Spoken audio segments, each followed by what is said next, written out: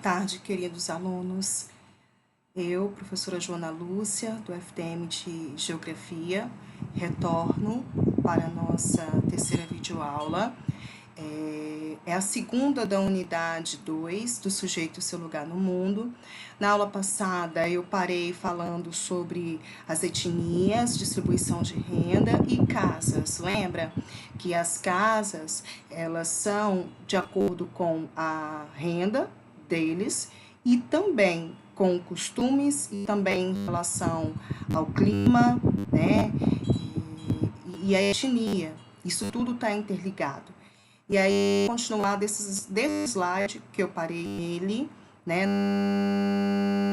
Elas já no aula, lamentavelmente, boa parte dos negros vivem em favela. Isso é uma herança cultural herdada aí de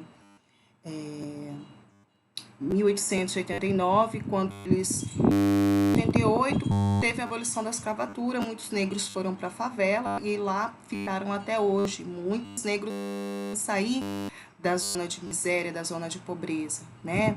Isso é reflexo de um preconceito que perpetua até hoje, discutiu nas aulas anteriores. É interessante vocês trabalharem com os alunos o mapa do Espírito Santo.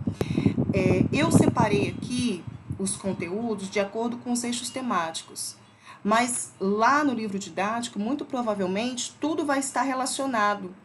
Por quê? Porque é uma das propostas da BNCC, que tudo seja trabalhado de forma interdisciplinar. Então, eu optei em separar para eu explicar, mas na explicação eu vou retomando e vou sugerindo práticas. Então, uma prática que eu sugiro é que se faça imprimir o mapa do Espírito Santo ou tire o risco para o aluno fazer o mapa dele e fazer uma legenda para ele poder pintar no mapa onde estão as principais etnias do Espírito Santo, né, das pessoas negras. Por exemplo, São Mateus é um lugar no Espírito Santo que predomina negros, onde você tem quilombos, Linhares nós temos degredo, né, mas São Mateus tem muito mais terras que foram de quilombo ou que são remanescentes de quilombo, tá?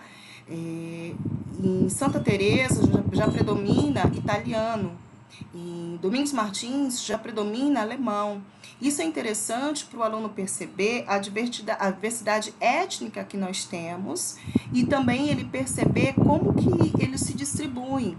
Observe as casas, são casas diferentes das que temos aqui em Linhares. São casas mais altas, olha lá o teto, ó. Com inclinação maior, caso tenha geada ou neve, como eu falei, né? E também é uma casa que segue o ritmo da cultura deles. É cultural aquela casa, diferente das casas aqui. E aí a gente vem retomando de novo a desigualdade social para que o aluno perceba a posição onde ele está, como dizia o livro de Paulo Freire, né? Aqui, ó, essa casa aqui do Condomínio Conquista, né? Por que essas casas são assim e por que essas casas são assim? Falta de políticas públicas, planejamento habitacional, né? Construíram casas aonde está perto da planície do Baixo Rio Doce, aonde é um solo que encharca muito quando chove, e isso vai dificultar que o solo seja drenado e, consequentemente, essas casas correm risco de serem alagadas no período de chuva. Então, tudo isso entra em discussão. Claro, volto a dizer, dependendo da idade séria, vocês podem estabelecer essa discussão, né?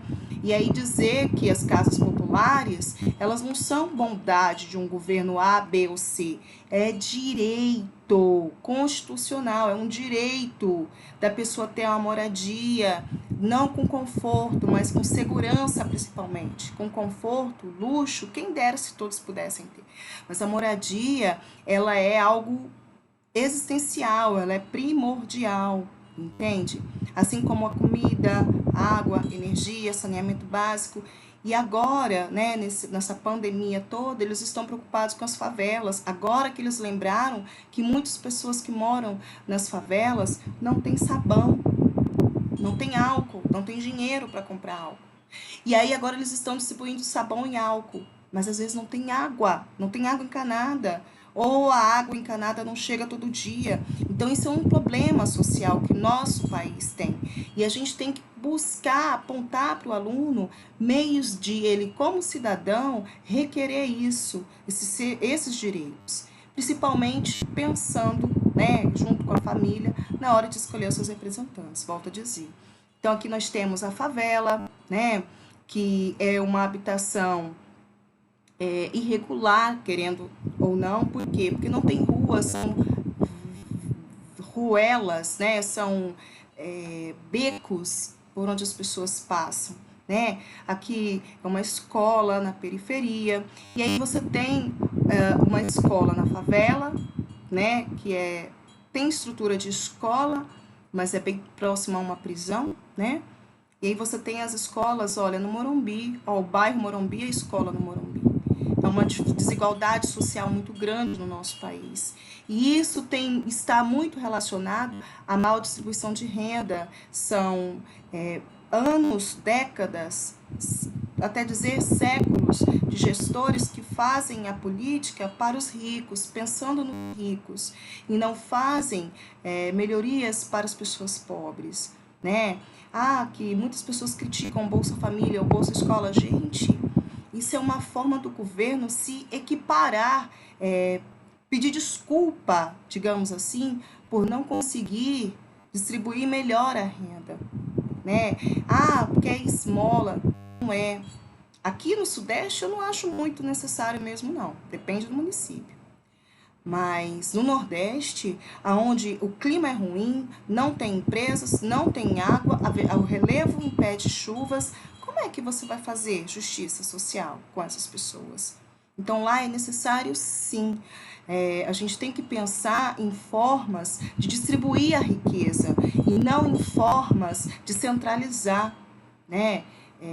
Houve um período da nossa história em que muitas lutas foram travadas lá atrás para que a gente tivesse os direitos conquistados hoje. E a gente tem que abrir os nossos olhos, porque daqui a pouco, até esses poucos direitos que nós temos hoje, eles podem ser retirados. E nós, quanto parte pobre da população, nós não temos que bater palma para as políticas públicas que estão sendo retiradas dos pobres. Ao contrário, eles estão tirando dos pobres, eles não vão distribuir para a classe média, vai ficar tudo centralizado na classe alta. E isso daí é uma visão que todo pedagogo precisa ter, todo professor precisa ter, para abrir os olhos das crianças, que serão adultos daqui a pouco. E se não tiver essa mentalidade, vão subir ao poder e ao invés de fazer diferente, eles vão reproduzir essa velha política de séculos aqui do Brasil, aonde o rico fica cada vez mais rico e o pobre cada vez mais pobre. Tem até uma música, né? Então, olha só, nas cidades, as favelas e as moradias são precárias. Elas são precárias por conta da condição financeira das pessoas que lá vivem, né? Juntamente com o desemprego e a violência. A violência, ela é um reflexo da falta de distribuição de renda. A pessoa está com fome, ela não tem emprego, ela não tem estudo, às vezes ela acaba roubando. Não estou dizendo que isso é certo, longe disso, mas às vezes é a opção que ela percebe, é a única opção que ela vê, é o meio dela subsistir, né? Vai conseguir um salário mínimo, vai trabalhar 30 dias, de segunda a sexta, de segunda a sábado, pegar não sei quantos ônibus, se conseguir. Se ela leva um bagulho, como dizem eles, daqui a ali já ganha R$1.000. Então, o tráfico de drogas, infelizmente, ele é uma forma de subsistência. Não estou dizendo que isso é correto, longe disso, não é correto. Mas muitos pobres se enveredam por esse caminho por dificuldade de conseguir algo melhor, um emprego registrado. Nosso país, ele está fazendo com que os empregos registrados entrem em extinção. O fato de você substituir a carteira assinada por um contrato de trabalho só favorece o patrão, não favorece o empregador. Aquelas leis trabalhistas que foram conquistadas, que agora estão afrouxadas, digamos assim, relaxadas, só favorece o patrão. Algumas permissões que o governo permitiu só facilita o trabalho escravo. E quando eu não tenho uma melhor fiscalização do trabalho no campo, né, da zona rural, obrigatoriamente é como se eu estivesse fechando os olhos para não ver certos fazendeiros usar do seu dinheiro e do seu poder e da sua influência para poder escravizar trabalhadores. Esse trabalho escravo existe até hoje em muitos lugares do Brasil. Então, isso acontece por quê? Porque a pessoa está com fome, ela não tem aonde trabalhar, ela se submete a isso, ela se permite deixar explorar. Então, nós precisamos, quanto educadores, ter essa visão mais crítica. E não gostar disso, muito pelo contrário, repudiar essas mudanças que fazem para beneficiar empresários. Então, tudo isso são coisas que a gente precisa estabelecer diálogo na nossa sala de aula para que o nosso aluno seja um futuro cidadão crítico. Que relação econômica existe entre a etnia e a situação econômica das pessoas? Não quero dizer que todo branco é rico, que todo negro é pobre. Existem pessoas negras ricas e existem pessoas brancas pobres, sabemos muito bem. Mas o IBGE, ele mostra isso pra gente, essa desigualdade social entre as etnias. E isso se remete ao preconceito. Quando você tem que colocar uma foto no seu currículo e o empregador seleciona pessoas brancas, é porque ele é preconceituoso. Se numa empresa, se numa loja de roupa, de calçado, um comércio varejista, os funcionários são todos de pele branca, ou a negra tem que ser obrigada a ir trabalhar de cabelo preso, amarrado, alisado, a assumir um fenótipo de branco, é um preconceito. Então, não é que os negros são coitadinhos ou incapazes, não. É que o mercado de trabalho muitas das vezes se fecha, porque a pessoa não tem o perfil que a empresa está procurando. Então, isso daí faz com que essas oportunidades fiquem diferenciadas. E a falta de emprego automaticamente gera violência. Aumento de assalto, aumento de sequestro, de roubo, de latrocínio, aumenta consequentemente. Países, depois da Segunda Guerra Mundial, que queriam se reerguer, que queriam se tornar uma potência, investiram na educação, pagando bem os professores, de modo que eles não precisassem pegar cargas horárias duplicadas, triplicadas, como é o nosso caso no Brasil. Investiram em educação de qualidade, com material didático de qualidade, com cargas horárias extensas, e isso aconteceu no Japão. Rapidamente, depois da Segunda Guerra Mundial, ele se tornou uma potência, ele se recuperou das percas que teve no período de guerra, e com outros países também.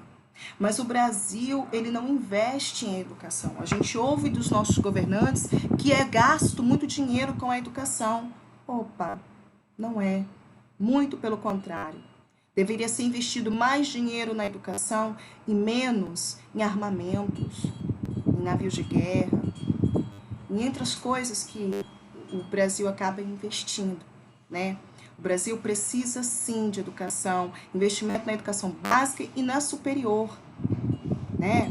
Agora, nessa pandemia, eles estão querendo a cura para a doença. Como vão descobrir a cura se o investimento para o ensino superior federal foi retirado, foi negado? E aí? Como que os pesquisadores vão pesquisar? Porque precisa de equipamentos caros, equipamentos que precisam de dinheiro, de investimento. Então, o nosso país, ele precisa mudar a sua perspectiva, o seu olhar sobre a distribuição das riquezas. Mas será que nossos governantes realmente querem um Brasil desenvolvido? Um Brasil com maior distribuição de renda? Cidadãos críticos que saibam escolher os seus representantes, que saibam exigir? Será que é isso mesmo que querem? Pare e pensa. Os indicadores socioeconômicos por cor, pessoal, esse é de 2009, né? Existem mais recentes, se eu for procurar, mas por enquanto foi o que eu encontrei, tá? Aqui, ó, a cor preta, parda e branca. Brancos têm uma renda média de 1.351, os pretos de 776 e pardos 796. Lembra que eu falei com vocês que o pardo foi uma expressão que o negro muitas das vezes usa com vergonha de se autodeclarar preto? E geralmente as pessoas que são pardas não são brancas, concorda? Então, se a gente soma esses dois aqui, a gente vai ter um percentual muito maior de pessoas, né, em desvantagem na sociedade. E isso daí é o nosso indicador de que as coisas não estão boas, que a distribuição de renda ela precisa ser melhor feita pelos nossos governantes. Políticas públicas precisam ser feitas para que essas pessoas tenham ascensão, para que essas pessoas tenham oportunidade de ocupar uma cadeira universitária, de ocupar um cargo público, de passarem num concurso. Então é por isso que foi feita a lei de cotas raciais, para que essas pessoas possam entrar numa universidade pública, porque não é justo. Neguinho, literalmente, neguinho que estudou a vida toda numa escola pública, enfrentando greves, enfrentando professores que estavam despreparados, enfrentando falta de material, competir de igual para igual numa prova chamada Enem, com filhinhos de papai, né? Pessoas de classe alta, que a vida inteira estudou numa escola particular, dotado de materiais didáticos bons, de professores bons, e ainda fizeram um cursinho e competirem de igual para igual. Isso se chama injustiça. Então, as cotas raciais são políticas públicas que fizeram para tentar se redimir com esse povo que há séculos sofrem repressão, sofrem a exclusão dos direitos do bem comum para subsistência. Né? Não sei se vocês sabem, mas existiu leis proibindo o negro de frequentar as escolas regulares. E isso perpetuou até 1930, tá? Então, de 848 até 1920, 30, o negro não era bem-vindo nas escolas. Era proibido em certas escolas de pisar sequer. Alegavam que ele ia contaminar o branco, ia trazer doenças. Né? Então, se você for contabilizar esses anos, né, mais de 50 anos dessa proibição, as leis de cotas hoje não são injustas. Elas são uma forma de pedir desculpa do passado. Né? O Papa recentemente pediu perdão pelo período de Inquisição. Passados mais de 300 anos que a Igreja Católica matou pessoas inocentes. Mas pelo menos ele pediu perdão, graças a Deus, que bom. Mas não vai trazer a vida dessas pessoas de volta. Passaram-se 300 anos. Então, por que o Brasil não pode pedir desculpa e consertar um erro de lá de trás, de 100 anos atrás? Não está tarde para se reparar essas desigualdades. Muito pelo contrário, a gente precisa de pensar em mais formas de distribuir a renda do nosso país, que está na mão de uns poucos. E não é só para o negro, para os indígenas também. Os indígenas também passaram por muitas perseguições, escravidão e também foram prejudicados quanto aos seus direitos como cidadão. Né? Eles estão querendo fazer divisão de terras indígenas, demarcação de terras novamente, ou seja, tirar novamente o que é de direito do indígena. Isso está errado. A BNCC fala para se trabalhar a cultura e brinquedos das crianças, né, nas diversas etnias. A cultura e o brinquedo estão relacionados também à renda familiar. O negro, no quilombo, as crianças indígenas, os brinquedos delas não são industrializados porque a boa parte delas não tem condição financeira de comprar. Ou se tem, vivem longe das lojas que vendem. Então, eles fazem os seus brinquedos de materiais que eles encontram ali, que eles mesmos fazem. É o caso da peteca, é o caso daquela de passar corda, né? Minha mãe chamava de passar barra, de passar corda, que é aquela brincadeira com o barbante, jogar pedrinha para cima, eu chamava de belisco, né? Aqui, ó, que é puxar, né, a corda, esqueci o nome dessa brincadeira, meu Deus. Cabo de guerra, isso.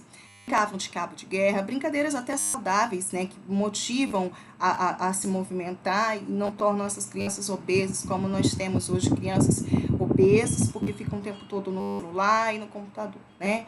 Tem um lado bom, mas também tem a ver com a cultura delas, né? A minha mãe mesmo me ensinou a brincar disso daqui, você tinha que passar o barbante, passar anel, cabo de força, adugo. Esse adugo até hoje eu não sei o que é, mas tem aquelas de jogar a pedrinha para cima e pegar embaixo, pernas de pau, são formas que as crianças inventam de brincar, né? Os nossos familiares dizem que eles brincavam com a boneca de milho, né? O milho, quando estava crescendo, tinha aqueles cabelinhos, então brincava dizendo que aquilo ali era boneca. A criança, Walter Benjamin, ela brinca com qualquer pauzinho, qualquer pedrinha, ela se alegra com aquilo ali. Mas os brinquedos, eles estão intimamente relacionados à renda. A criança vai brincar com aquilo que a família pode proporcionar a ela. Na minha época, esses brinquedos fizeram parte, né? Pogobol, o pirulito de bate-bate, até hoje tem, né? A Barbie. Eu tive a infância, graças a Deus, uma infância mais, digamos assim, mais feliz ou com uma situação financeira melhor. Minha adolescência não foi isso, porque meu pai já havia morrido, a situação financeira mudou, mas as crianças, elas brincam daquilo que a família pode proporcionar, independente da etnia, né? Então, esses brinquedos aqui, eles são brinquedos industrializados que nem todas as crianças tiveram ou têm a condição de adquirir, né?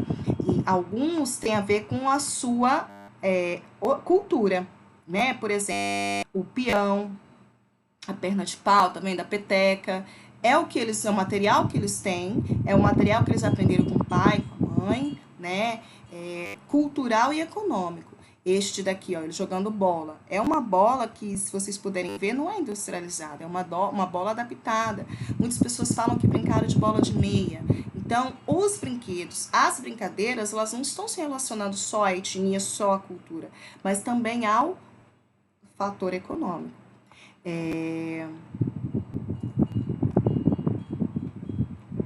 As brincadeiras das crianças da cidade são iguais às das zonas urbanas, né?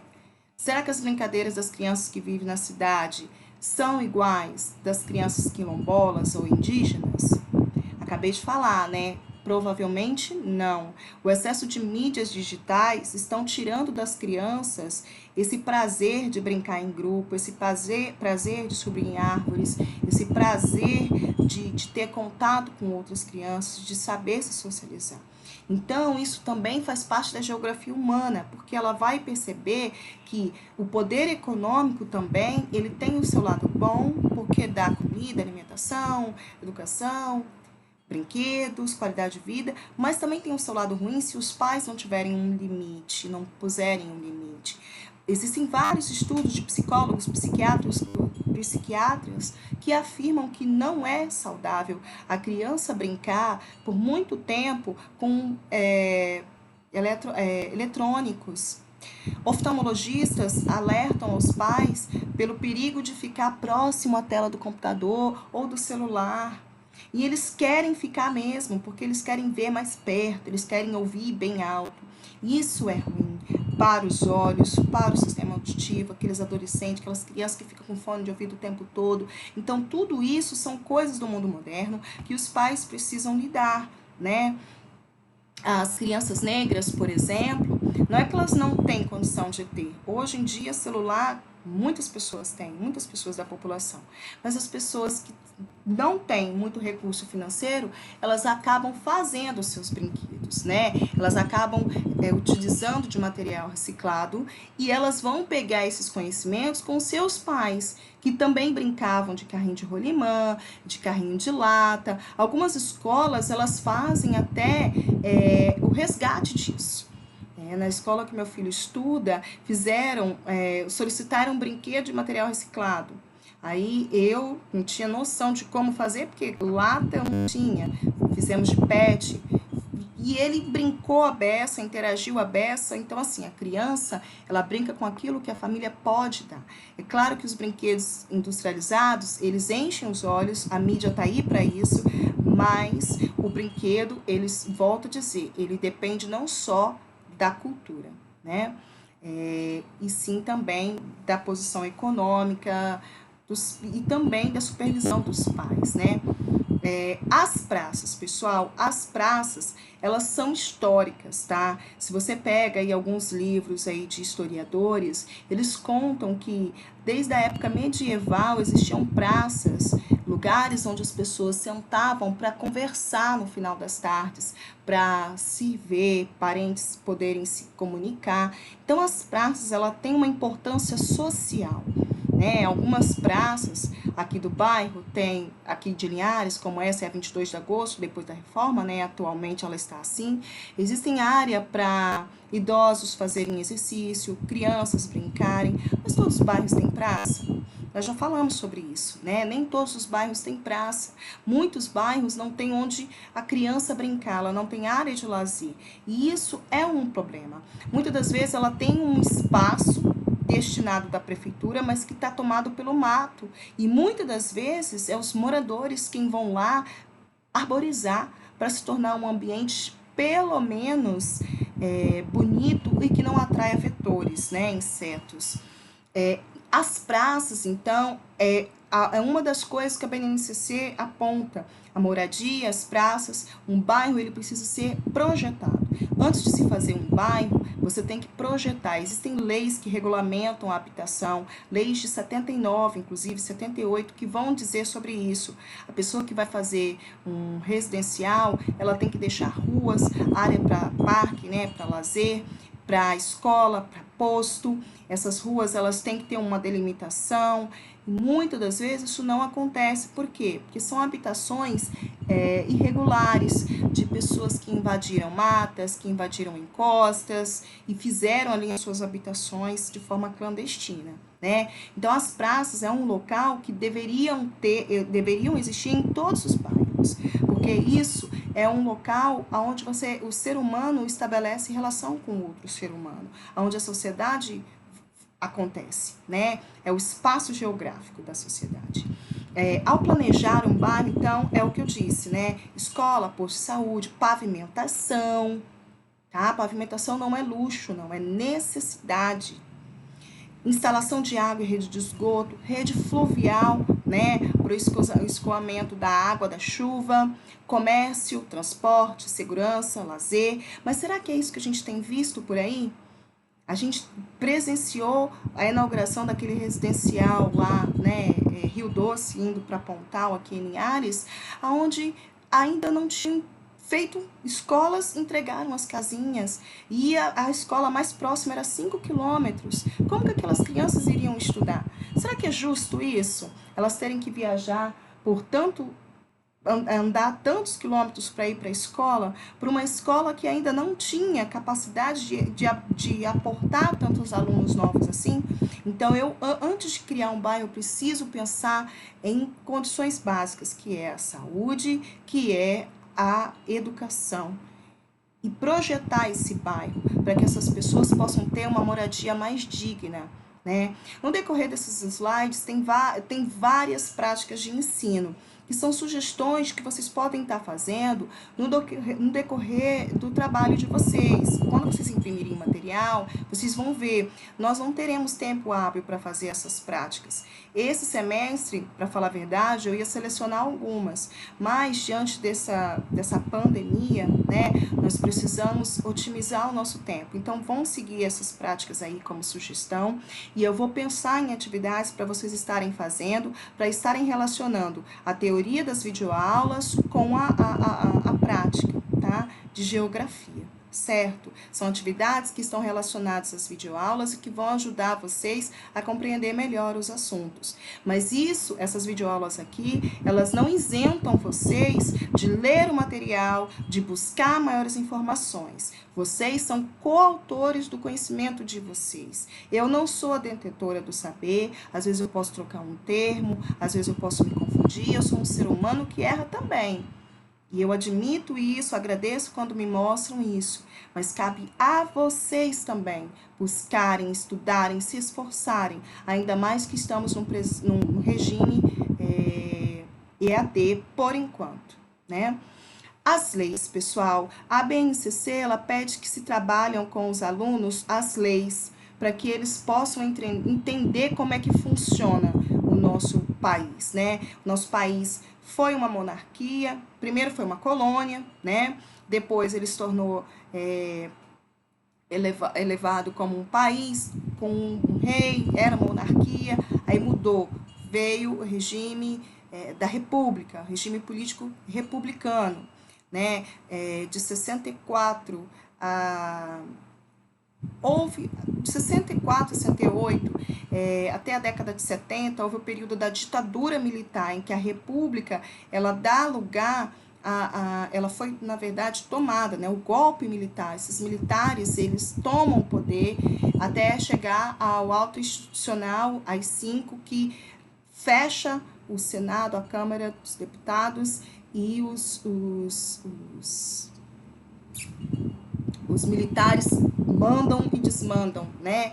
E depois, com a luta do povo pedindo diretas já, né, do povo estudantil, mas principalmente de outros partidos políticos que insuflaram o povo para fazer as diretas já. É importante mostrar que o nosso povo, infelizmente, não tem criticidade para ir para as ruas brigar pelos seus direitos por si próprios. Eles, na verdade, são insuflados, estimulados por demais partidos políticos, A, B ou C, que não vem ao caso agora, que instigam líderes comunitários, pessoas que têm espírito de liderança, para juntar um motim para ir para as ruas. Foi assim nos Cara Pintadas, nas diretas já, foi assim no Brasil Acordou, aquele movimento que nós tivemos recentemente, e é assim, infelizmente, tá? O povo por si só, ele não tem essa visão, essa autonomia. Ele precisa de alguém por trás insuflando, tá? E isso é ruim, porque o povo se torna, marionete, né?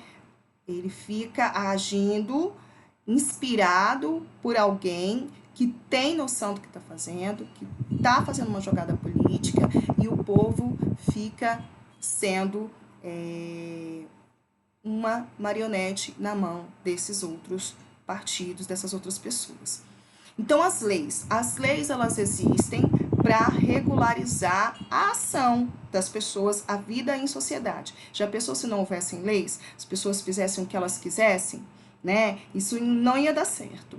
As pessoas iam passar por cima do direito dos outros, elas iam ser mais egoístas, elas iam ferir o direito do outro, nós teríamos um caos. Então, as leis, elas são feitas para padronizar, de acordo com a moral, com a ética, com os bons princípios de um povo, elas são criadas para que se viva em harmonia uns com os outros. E quem criam as leis? Né? As leis, elas são criadas por alguns das sociedades, né? Que o povo escolhe por meio do voto. E aí, eu estava falando de praça e vem falar de lei. Eu estou seguindo a ordem da BNCC. Parece que é meio estranho essa ordem, né? Eu tentei fazer linkings, mas nem sempre foi possível.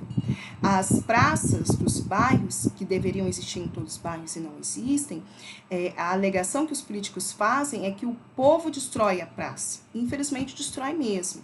O povo não tem percepção de perceber que aquela praça é dele, é minha, é sua, porque foi paga com nossos impostos, com a arrecadação dos impostos que está na comida, na borracha, na cerveja, no cigarro, na lata de cerveja, na lata de refrigerante, no remédio que se compra. Tudo que se compra hoje no Brasil tem uma taxa de imposto, que varia muito de produto para produto.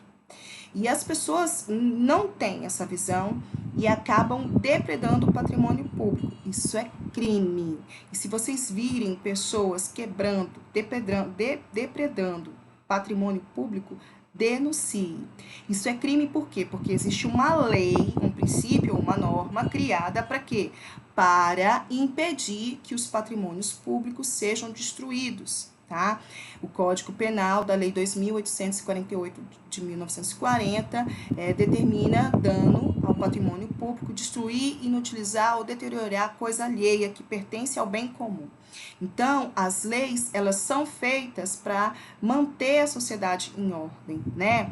E quem que cria as leis? É o poder legislativo. O O poder legislativo, ele tem as suas esferas. Ele tem a esfera municipal, estadual e federal, né? Vamos começar pela municipal. Na esfera municipal são quem? Os vereadores, né? Na esfera estadual, os deputados estaduais. Na esfera federal, nós temos deputados federais. Opa, eu acho que eu me confundi. Vamos lá. Na esfera municipal, a Câmara, que tem os vereadores, a Câmara dos Vereadores, a Câmara.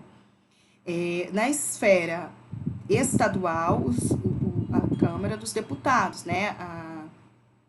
Os deputados estaduais. E na esfera federal, nós temos os deputados federais e os senadores. São eles que vão criar as leis. E é daí a importância da gente mostrar para o aluno que eu preciso escolher bem as pessoas que eu vou votar. Que o meu pai, minha mãe, os adultos maiores de 16 anos precisam olhar o seguinte: essa pessoa que é candidato a vereador, a deputado, a senador, tem estudo? Ele sabe o que é uma lei? Ele conhece leis? Ele tem um curso superior? Eu não preciso ser formada em direito para entender um pouco de leis, mas eu tenho que ter noção. Será que uma pessoa analfabeta, semi-analfabeta, que não terminou o ensino médio, vai ter condição de fazer boas leis? De legislar a favor do povo? Será que os nossos pais, as pessoas que votam, você, eu, a gente lembra quem foi que votou na última eleição e se ganhou, qual projeto de lei que fez e se foi aprovado? E se é benefício para a população? Quantos vereadores têm mandatos repetidos? 1, 2, 3, 4, 5 mandatos. Esses que estão aí há tantos anos, quais leis fizeram para o benefício da população? Quais projetos fizeram e foram aprovados e executaram? Então, tudo isso é obrigação de cada cidadão brasileiro, de escolher os seus representantes, e para isso tem que saber escolher. A polícia, ela é quem vai fazer a lei acontecer, mediante o mandato do juiz. Mas a polícia, muitas das vezes, solta um bandido porque a lei é mal feita. E ele é obrigado a soltar o bandido, e o bandido sai sorrindo, debochando ainda. E ele fala. Eu já fui júri popular, e no júri popular, os policiais, eles falam: o Brasil precisa criar leis melhores. Os juízes falam: mas quem é que criam as leis? Essas pessoas que muitas das vezes não têm estudo, que são eleitas pelo povo. E que ficam 4 anos no poder e não fazem nada, além de receber um salário todo mês e alto. Então, é isso que os nossos alunos precisam saber, e vocês, professores, educadores, precisam abrir os olhos, orientar, né? No âmbito federal, o executivo é o presidente. No âmbito estadual, o executivo é o governador, né? No âmbito estadual, o governador hoje é Casagrande. E no âmbito municipal, o executivo é o prefeito. Ele vai executar, deferindo a lei que os vereadores fizeram ou não, né? Então, ele é que vai fazer isso. No âmbito estadual, o executivo é o governador, como eu já falei. No municipal, o executivo é o prefeito. O legislativo, eu já falei lá atrás, que são os vereadores, né? Quando os vereadores aqui de Linhares aumentaram o próprio salário, mediante aquela crise toda, e que o povo pressionou, eles voltaram atrás. Mas a lei já tinha ido para o gabinete do prefeito. Eles pediram para que não fossem aprovados. Caso o prefeito tivesse sido deferido, aprovado, eles tinham aumentado o salário. O prefeito não assinou, então eles recuaram, aquele projeto perdeu a serventia.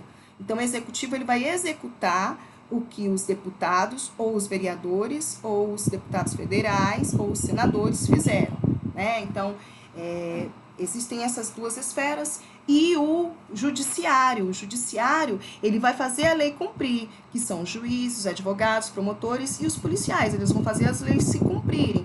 O juiz viu a situação, viu que a pessoa infringiu a lei, ele vai dar ali, né, o seu parecer. Prisão ou pagamento de multa. Quem vai fazer aquilo ali se cumprir? A polícia.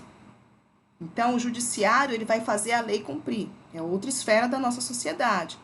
Né? É como se fosse, de forma análoga, o professor pode auxiliar os alunos a construir normas de convivência em sala de aula. Eu vejo muitos professores fazendo isso na primeira semana de aula, isso é muito bom. E se ele pudesse relacionar essa explicação desse conteúdo com a vivência em sala de aula, os alunos iriam aprender ainda mais. Eles iriam entender o porquê que se faz as normas de convivência, que são, na verdade, leis daquela turminha para o bom convívio com todos. Então, eles poderiam criar as normas, eles darem opção de fazer a norma, o professor ser o escriba para registrar isso e eles fiscalizarem uns aos outros, o professor julgar, dependendo da situação, né? E eles estipularem a própria punição. Então, o professor, ele pode fazer esse entendimento dentro da sala de aula dele, né? É uma das práticas que eu ensino aqui, que eu sugiro que vocês façam. Já estamos chegando a 40 minutos de videoaula, 42 minutos quase. Eu vou encerrar por aqui e vou gravar uma outra videoaula dando continuidade, tá certo? Quaisquer dúvidas que vocês tiverem, entrem em contato comigo. Fiquem com Deus, um grande beijo e até a próxima aula. Tchau, tchau.